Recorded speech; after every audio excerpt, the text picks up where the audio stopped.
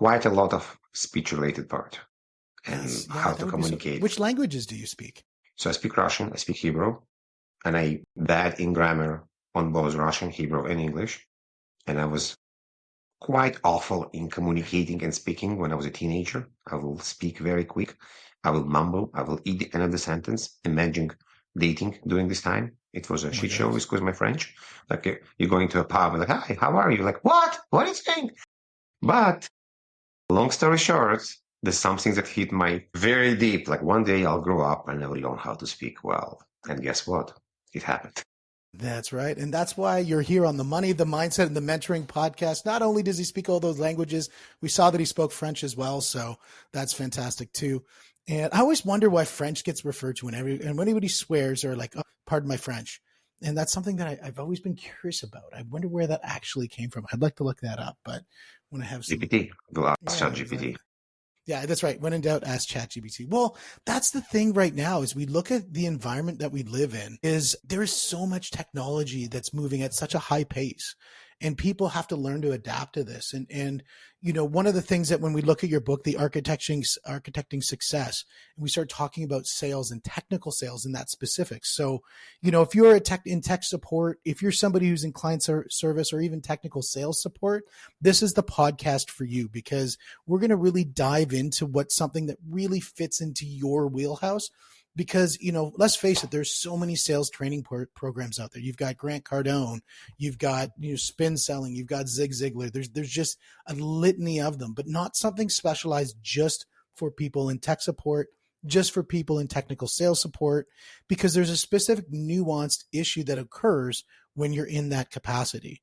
So, Evgeniy, thank you very much for joining us. He is the author of the book, Architecting Success, right here, Connecting to Sell More. And it was a great book, man. And, you know, as somebody who's, you know, been a heavy study since the late 90s on sales, I've pretty much read every sales book out there.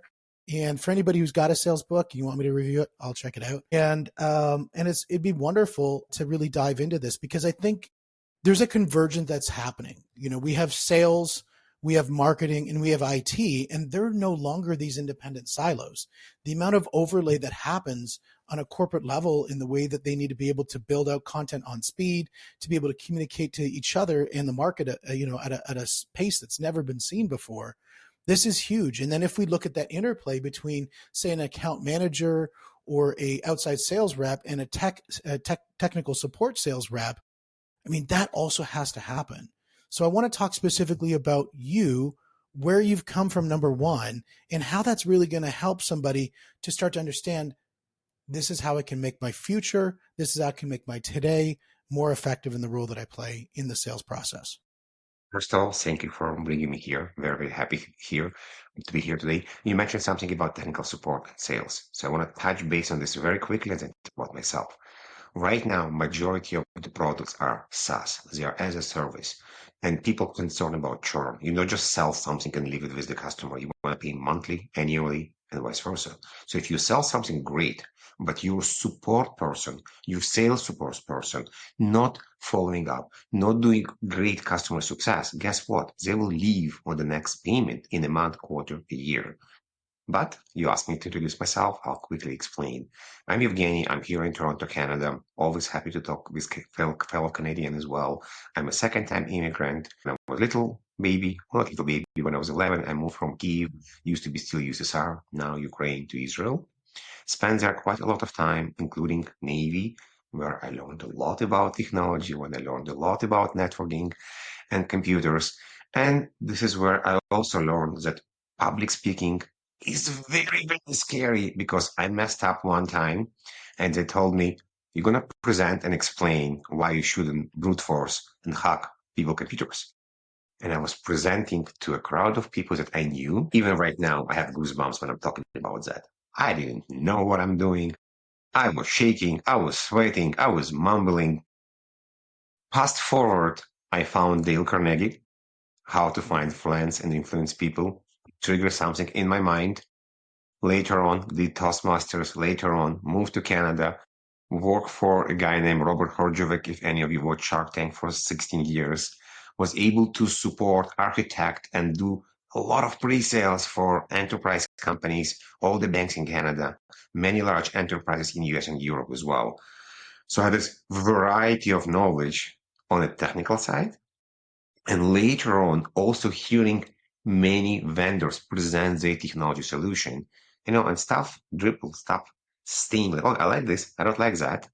And also, as a second-time immigrant, I learned that if I put passion when I present, that my language barrier, my accent, is going on a second part.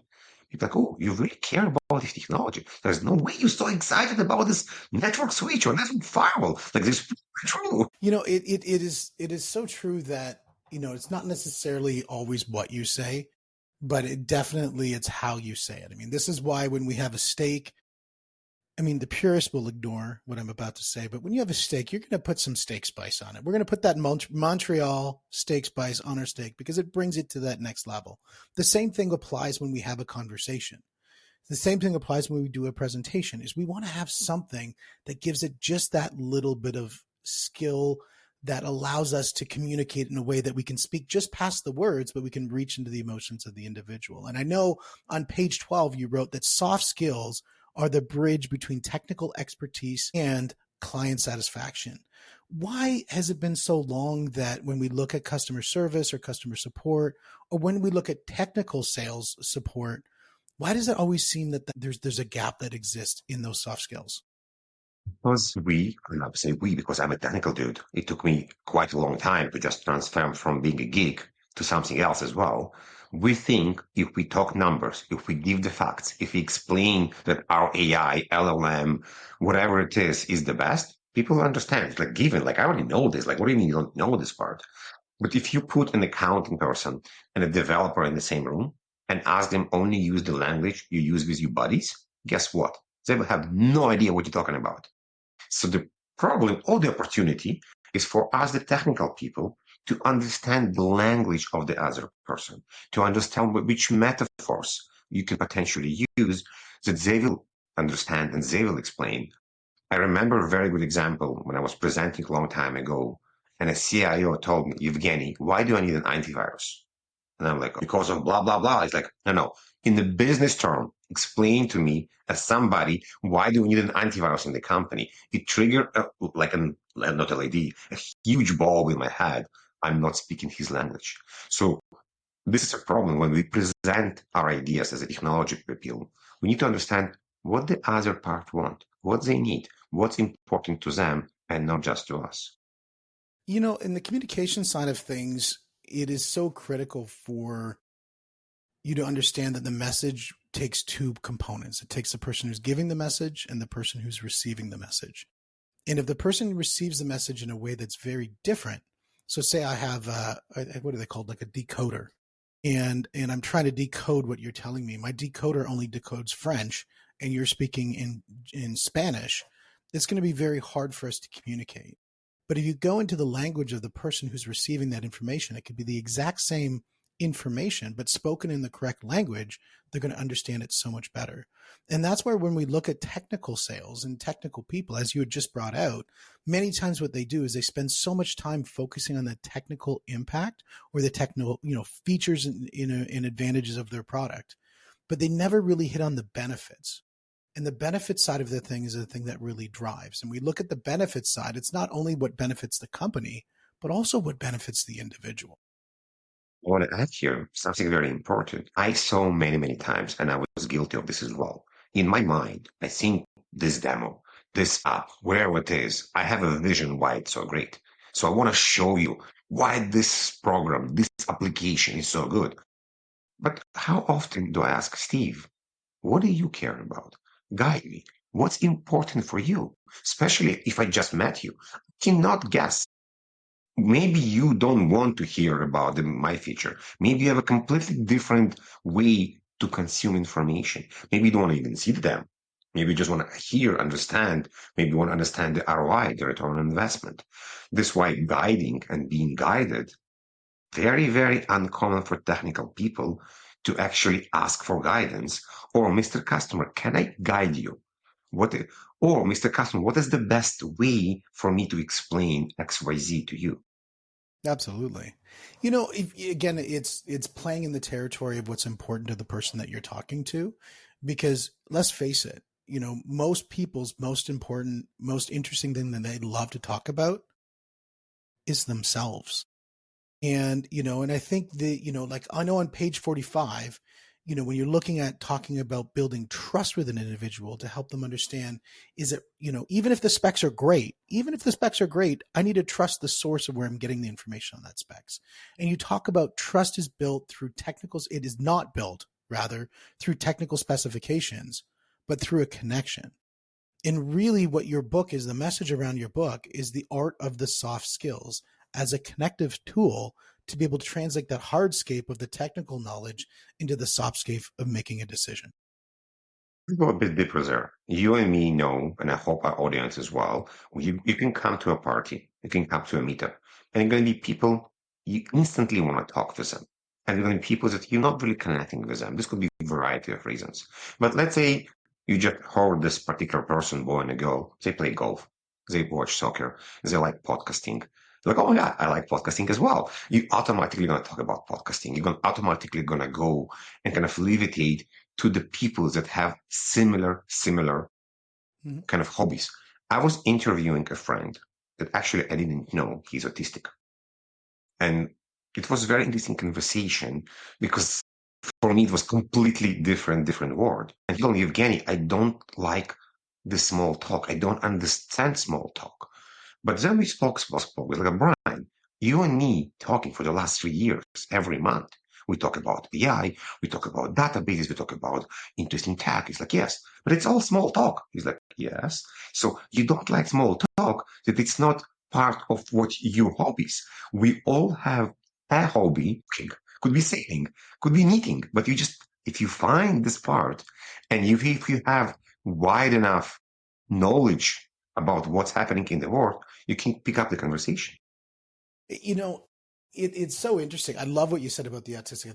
They don't like small talk, and you're like, no, they do. They just like big talk in their brain, but it actually is small talk in the way that it's communicated with somebody who just likes talking about big ideas. And so it's a very interesting way in the way that we can label things in our head. And taxonomy, I think, is really important, how we label things. I think if we can start to label things and how we can connect with things, I mean, seen taxonomy stuff is used very poorly, but if you use it in the way of a constructive way to be able to create building blocks for communication, I think that's really important.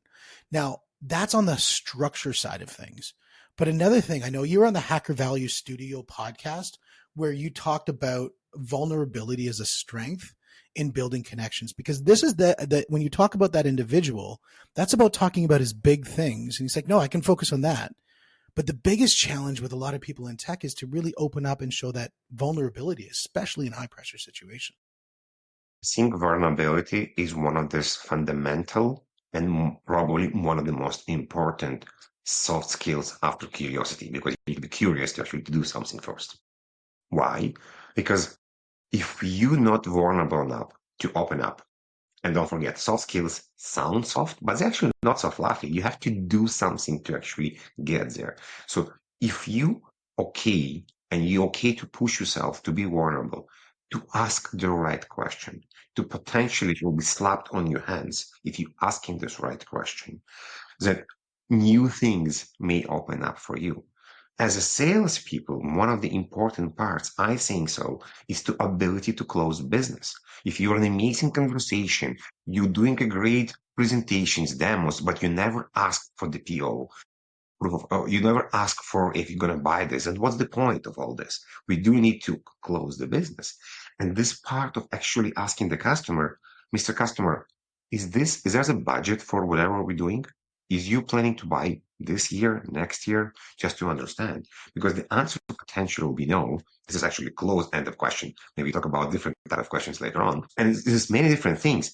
Vulnerability is also to ask for help, to ask for guidance from the customer, to explain what did we do wrong? Why didn't it buy? Can we come back in a 6 months and do it differently? Because the customer may move, you may move, you will maybe meet the same person later on in life in a different capacity. Other examples of vulnerability could be to ask for help to understand how you can improve yourself. You mentioned building blocks. If you look on the bottom of the book, There's building blocks on the bottom of the book. Why? Because every chapter, every part is almost like a mosaic of puzzle of a human being to become a better version of yourself. Questions, voice, how we react, how we do research, it's just a combination of you. So understanding and being vulnerable enough, I think it's a great asset to have. We're just afraid of being vulnerable. We're afraid of being judged. I think the idea where you connect the word curiosity with vulnerability in the process of learning about an individual, that is, I think, one of the most important and most missed pieces in sales. And it doesn't matter whether they're technical sales or if they're account managers, because a lot of times we have these preconceived notions. We've gone to 100 sales appointments. We've done 1,000 sales demos, and we know it all. We've done it. We've been there. We got the t-shirt. We're not present in that moment. And you have the t-shirt. You don't have this t-shirt yet. I need to send you one. Yeah. So the idea is most salespeople have the biggest problem with two things. Number one is, first of all, is that authentic curiosity when they're sitting with somebody.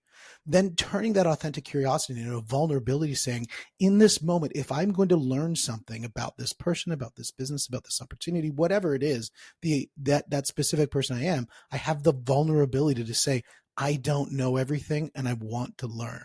And second of all, then I'm actually going to come and say, I need to know more. Can you tell me more? Can you help me with this? Can you help me understand this?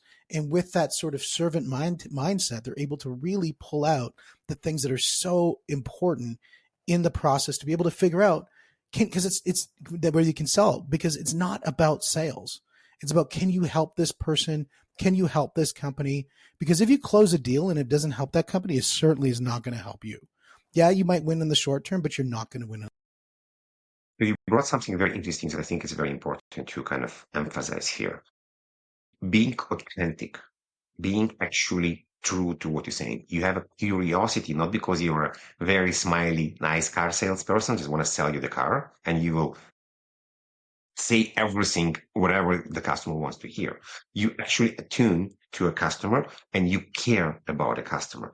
And we have a very, very educated customers. Both you and me are also customers. When we want to buy something, we're not calling a salesperson. The majority of the time, we're going to ChatGPT, Google, and understanding what we need before we calling the salesperson. We kind of already prepared. And why it's important, it's not just the research of the customer. The customer can call bullshit. The customer will feel that you're not authentic. They will feel that you don't really care. You're kind of there. And it's also related to a salesperson and the technical sales engineer or the technical salesperson, because there's this idea that the technical sales engineer or the technical person there is just to show the cogs, show the buttons, and they actually don't need to participate. They don't need to hear the customer. It's absolutely wrong. We're not there. This was 10 years ago. Right now, you all one team.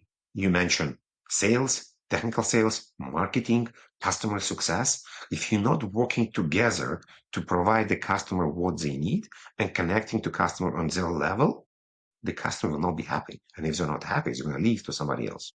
Absolutely. I mean, when you talk about the idea of the SaaS, every month is another sale job to keep that person on board as a client. One of the things when you're looking at the idea around technical sales is less technical typically means complex. And a lot of times what you're doing is you're taking a technical moment and explaining maybe to somebody who's on the board, or maybe to somebody's at the C-suite or the V-suite level, who maybe doesn't look at those smaller details of the technical. And I know on page 67, you talk about effective communication is not about dumbing down information, but it's about making it accessible. I think too many times people use that term, I'm going to dumb it down. How do we turn that mindset from dumbing it down to smartening it up as the salesperson to just becoming a better communicator? It's coming back to understanding and doing research of the other person, what they need, and which metaphors to use. One, two, understanding. You mentioned something important here because talking about VPs, talking about SVPs, talking about board level, C level. In majority of the cases, they don't care if you choose cup A or you choose cup B. They care about what is the end goal. Would it save money to my company? Would it reduce the risk for my company? Would it create faster growth? maybe we'll do something else. And this is the part we need to explain the business level, the business terms, the ROI. And if you need to explain this, yes, you can use metaphors. You can talk about potentially house, how the house look like. It may have windows, it may have doors, it may have dogs, it may have cameras. So for example, the camera can find an intruder, but cannot actually stop it. A fence can stop an intruder, but if you pass it, it passes it. Just again, I'm going back in cyber, because in cybersecurity, I use a lot of metaphors to explain complicated ideas, but I use real life scenarios like, oh, this makes sense. Okay, if I have 8 windows in a house, potentially 8 ways to get into a house. But if I don't know how many windows I have in a house, then I cannot really understand asset management and how people can get in. Just a small example, but this could be anything. I can turn it around about anything you want and just use different metaphors. So the idea of taking somebody who's doing a technical sales or a technical explanation on anything, understanding the importance of how human communication really is based in. And most effective communication is through storytelling. And so really building out the ability to be able to build out a story around. Like, I love what you just said about, the idea that if you have that house and that house being your database or that house being your house, knowing how, just being to know how many windows do you have? Are they open? Can they open? How do they open? How do they close? How do they lock? And if you know all of those elements, how can they be smashed? What type of stone will smash that window? And so do you have bars up? I mean, I don't know, whatever. Hopefully not. You got to maybe move. But the idea is that once you can build that story out, they can start to build a picture frame that they understand in their head, and one that they understand, because a person who doesn't understand, a confused buyer never buys. And so if you can kind of take the position of confused to the position of understanding, and then now they can start looking at impact of making that decision and saying, okay, now I understand what it is. How do I understand the impact of making the decision? This is a very important part to want right now. If you're talking to a C-level person and they don't understand, in majority of the cases, they have enough ego to not admit it. They will not tell you, I don't understand what you're talking to me. They may ask once, maybe explain to me again. Please don't say the same words and repeat the same answer you just did. Use a different analogy. If somebody was vulnerable enough to actually ask you, I didn't understand what you're saying. Can you elaborate or can you explain? You have to choose a different story. You have to choose a different metaphor. But in majority of the cases, they may not be so gracious to give you another chance. Put your ducks in a row, learn it before, do discovery, understand who they are, ask people that work with them, go on freaking LinkedIn, see what they do, if they're posting or not posting online. Please don't be strange and go on Facebook and kind of ask them, hello, how are you doing? I know where you been in Miami last year. Yeah. Yeah. Don't be a weirdo, please. Yeah. Well, and that's hard sometimes for somebody who's a data-driven individual, is to understand that some of those things that, numerically it sounds like it makes sense. Socially, it's an awkward thing to do. And so, what we do in person as well as what we do online can be very impactful in how we build relationships with people. I know for me, I'm one of those people that if I'm in that moment and I'm talking to you and we're right here, right now, I'm present. The second I'm out the door, I'm on to my next thing. And I'm present at that next moment. There's a problem because you present, you and me talking in a physical reality. If we're talking over Zoom and right now we're recording over virtual media, guess what? I have 4 screens. So think about that. You're talking to someone and they looking on a different screen. My laptop is actually mirror to my teleprompter. I still see your eyes, but you see half of my face. We still have a connection. Sorry, I have a connection. You don't have a connection because you don't really see me. What if in a physical room, you and me talking, and I have a pen and I'm writing notes on the right side of me? Like, okay, Evgeny writing notes in a notepad. But in this, I will go left and right. And like, is Evgeny eating spaghetti? Is he paying attention? So we lost that attention span. We lost this. I me talking to you, looking on the other screen and scrolling Facebook and saying, yeah, this is amazing. I love it. Oh my God, such a cool solution. Such a good feature. And I'm completely not there. And this is cues to understand you're not connecting to the people. You're not making an impact. You have a script in your mind that you're running, but you need to adjust the script, and the script have to be dynamic to make sure the people on the other end care about what you're talking. Well, I think, when it comes to switching cameras and that sort of thing, I can switch cameras from different ways, look at different screens. I can make my camera move in different ways, however I want to handle it in that perspective. But the other thing too, you're absolutely right that when you're having a communication with somebody, you have to check to see if they're checked in or have they checked out. And a lot of times check questions where you're really going to understand that individual it needs to be asked. And I know I think it's called the Disco Posse podcast you were on, which is an amazing name, the Disco Posse podcast. Understanding the client's business is important as understanding the client's technology. And why I think that's extremely important, most tech people focus on what's important to them, not what's important to the individual. A lot of people, it's how does it affect their business? Are they going to get the bonus as a result of this? Are they going to get a promotion? These are the things that people do. And this is what's going to get somebody connected. Think about when you're watching a movie. The movie that speaks to you the most is a movie that reaches into your soul and connects with you on that individual level. Unless you're just looking to check out and then maybe that's why you watch, This Is Cake or something, which is fantastic actually. Now, one common mistake professionals make is they focus too much on problems and not enough in the client's experience. I mean, we're all in it to solve problems, but we're not necessarily, a lot of people don't focus on, well, what's the experience, the journey that somebody did in working with you? How do we help people who are very technical, very problem solving oriented, really approach that with empathy and care? Well, we need to learn empathy and care. So we don't understand what does it mean. You mean we don't open up. And people like, but Evgeny, I cannot really do this during work because how can I do that? So don't do this during work. Do it outside of the work. And empathy and care has a couple of steps. One is I need to be actively listening to even understand something happened. Two, only then it will kind of kick in the empathy that something happened, or maybe the curiosity, like, okay, I need to understand that I need to listen, and I need to understand whether I actually need to do something or not. And when we open up empathy and care, then we can celebrate with the customer, we can guide the customer, we can ask the customer. But back to how even get to this point, why not to practice day by day? Why not to talk to random people? One thing is when you're buying groceries, try to talk to the cashier. Try to actually have a communication with the person, the lady and the man that's standing there for 8 hours. Try to make them smile.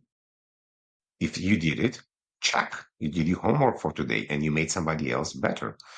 And they may talk to you and you may relay the conversation to based on what they're saying because it's going to be completely random. You will not know. Many other examples. Join other meetups and groups to understand how people communicate and how people talk. This is the places where you're going to open up and listen to other people without impacting your job.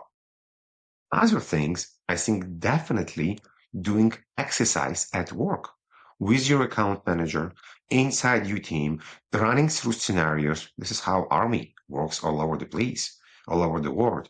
There's many other, we have in cybersecurity, we have something called disaster recovery, not just in cybersecurity. When we simulate a problem and we want to understand we can do. In a day by day, we have fire drills. We want to make sure people in the office, in the house, know what to do. Why? Because we're simulating stuff. Nothing's stopping you to do it with your buddies, to do it at work, to see how you listen and when and how you interact with other people. Yeah, absolutely. And there's a lot to package that. And the first thing is, I think you set aside a really important exercise for anybody who is in customer service, in customer support, who is in technical sales support roles.